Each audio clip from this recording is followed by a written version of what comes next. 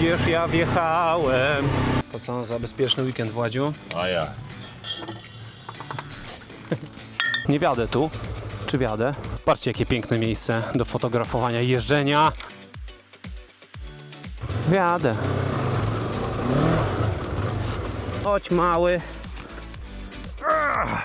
Proporcja wzrostu jest tak duża, że aż mnie ręka boli od trzymania tej kamery w górze, żebyśmy obaj się zmieścili. Boję się! I nie bez strachu. O, i o to chodziło. Czołem polski motocyklisto, tudzież motocyklistko. Jeżeli zastanawiasz się nad dualowym sprzętem w niedużych pieniądzach, powiedzmy do 20 000 złotych, to w tym materiale postaram Ci się pokazać, że takim motocyklem bez zmieniania opon na jakieś tam kostkowe, bez wymiany zawieszenia, tak jak wychodzi z fabryki, tak jak go mamy w ofercie, możesz robić absolutnie wszystko to, co robią Twoi koledzy, koleżanki na sprzętach nieco większych, z większą mocą. Serdecznie zapraszam Cię na ten materiał. Ale zanim pojedziemy w offroadzik, to najpierw trzeba dojechać asfalcikiem. I co trzeba zrobić, żeby można było w tym offroadziku fajnie pojeździć? No to po pierwsze, porządnie się ubrać, moi drodzy. Najlepiej założyć ortezy, zbroję, porządny kask, gogle, rękawiczki, tak żeby przy niewielkiej glebie się nie poturbować i nie zabić. Więc to należy zrobić przed pojechaniem w teren. W tym motocyklu możemy nastawić sobie kilka rzeczy, które pomogą nam jeździć w tym terenie, czyli tryb offroadowy, który nie zmienia w żaden sposób mapy silnika, tylko robi dwie rzeczy.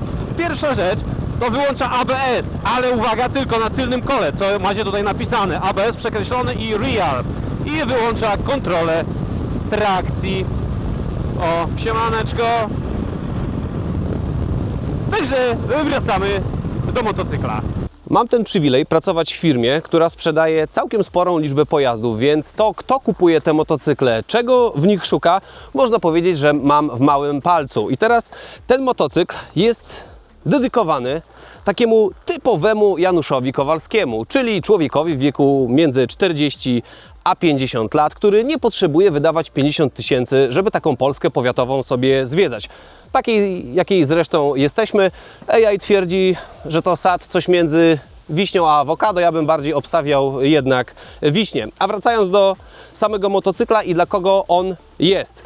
Na pewno dla tych, którzy nie chcą wydawać dużej kasy. Oczywiście, jak sobie posłuchacie tych wszystkich mędrców, szczególnie na Facebooku, to zawsze trzeba mieć 100 koni, zawsze trzeba mieć opony nie wiadomo jakie, kostkowe, zawieszenie, to najlepiej jakieś olinsy, różne inne cuda gazowe. Moi drodzy, w tym materiale pokażę Wam, że naprawdę nie ma potrzeby mieć umiejętności Paula Teresa, maszyny nie wiadomo jakiej, żeby robić wszystko to, co robią, jak powiedziałem na samym początku, wasi koledzy i koleżanki. A jestem pewien, że nie wykonacie nawet połowy rzeczy, które ja wykonam w tym materiale. I tu nie chodzi o to, żeby ktoś poczuł się gorzej, że coś umie zrobić lub czegoś zrobić nie umie, tylko o to, żeby pokazać, że tym sprzętem naprawdę da się to zrobić. Zjechać ze skalnej półki, wjechać pod taką skalną półkę, oczywiście trzeba mieć umiejętności i odwagę, żeby to zrobić.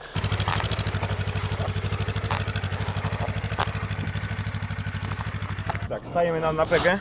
Już stajesz na pegę, postaraj się stanąć. No. Sprzęgło. Poczekaj, muszę pomyśleć jeszcze tak, Nie całą ręką, kurwa, brat. Posłuchaj mnie, jak przełamiesz tą barierę, zobaczysz, że to jest light w chuj. Tylko daj temu motocyklowi zjechać, dobra? No będę raz i nie bez strachu. O, i o to chodziło. Piochy, piochy.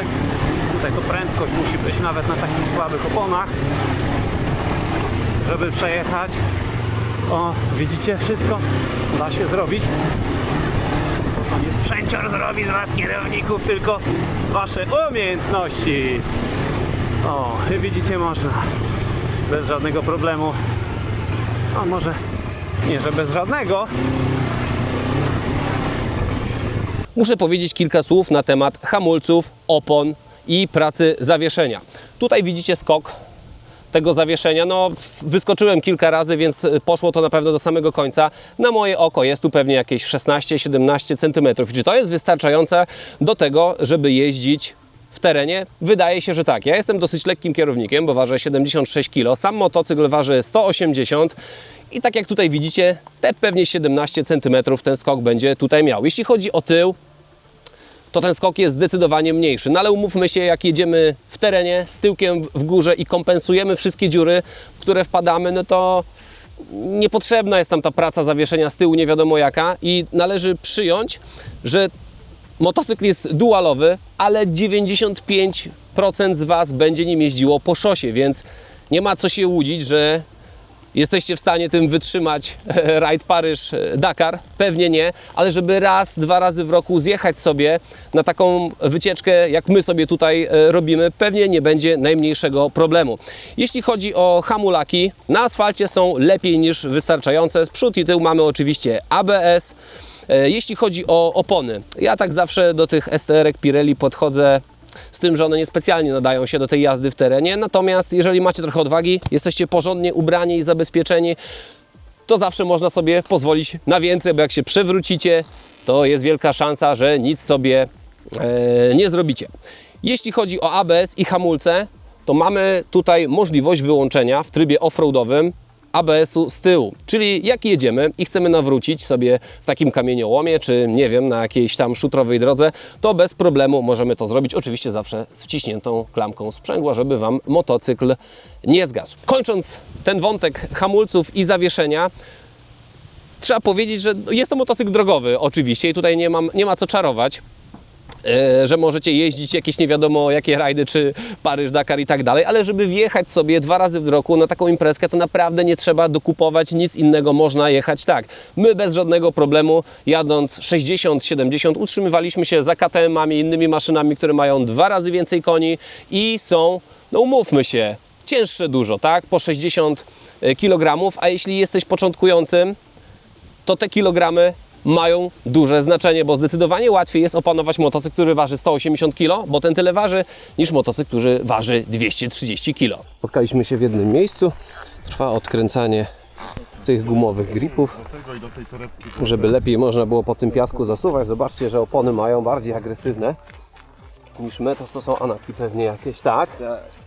Także przed nami całkiem niezły piaseczek. My już go wczoraj żeśmy przejechali, więc wiemy mniej więcej, co nas czeka.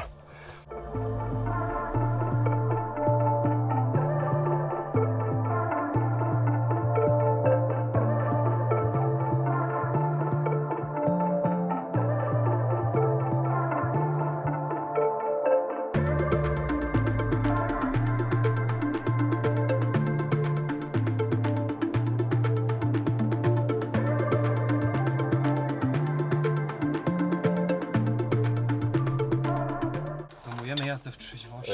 A dlaczego bezalkoholowe? Bo wyobraźcie sobie... Trafiony! Lepiej nawadnia. Jeżeli chodzi o piecek, mamy tutaj 2 cylindry i pojemność 351 cm3, co w terenie naprawdę jest wystarczające. 42 konie i nie pamiętam ile niutków. Pamiętasz, Kamil? 38? 37,5 jakoś tak. Dobra, czyli byłem blisko w takim razie.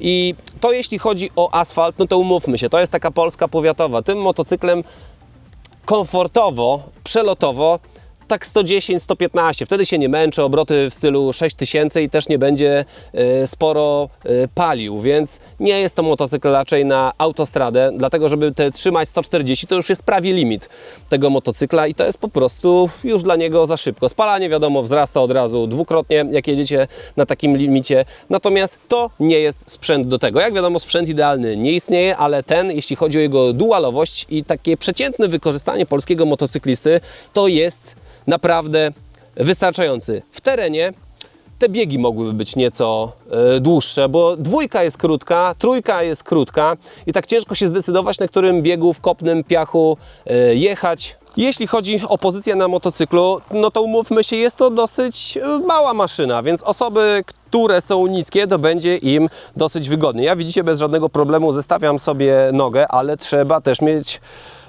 wziąć pod uwagę to, że jestem w krosowym bucie, który dodaje mi pewnie ze 2 cm bez problemu. I o ile ta pozycja siedząca jest bardzo wygodna, o tyle ta stojąca, jak trzeba się tak odchylić i złapać bak, czy też kanapę kolanami, nie jest już taka wygodna. Ja dla siebie bardzo chętnie tą kanapę bym obniżył kanapę, albo dodał jakieś risery, żeby było nieco wyżej, albo obniżył sety. No jedną z tych czynności warto byłoby zrobić. Ja mam 1,82 m, więc można powiedzieć, że jestem takim sobie przeciętnym rozmiarowo motocyklistą Januszem Kowalskim. Dobra, to zapytajmy jeszcze w takim razie największego youtubera w świadku motocyklowym Polski, co on sądzi o tym niezbyt wielkim motorku. Słuchajcie, 2-metrowy człowiek, jak wygląda na takim sprzęcie, jak zwykle to powtarzam, dość śmiesznie, ale idzie się tutaj odnaleźć w miarę sensownie, tak żeby nawet spory kawałek drogi móc na tym wykonać. Oczywiście to nie jest motocykl dedykowany dla ludzi takich jak my. Wyższy człowiek po prostu łatwiej będzie miał zasiąść. I jakby nawet to, co Maciek mówił, że nie potrzebujecie 100 koni, ok, to też wynika właśnie z masy, z wielkości, z tego, jak poręczny jest to sprzęt i właśnie ten sprzęt do takich należy.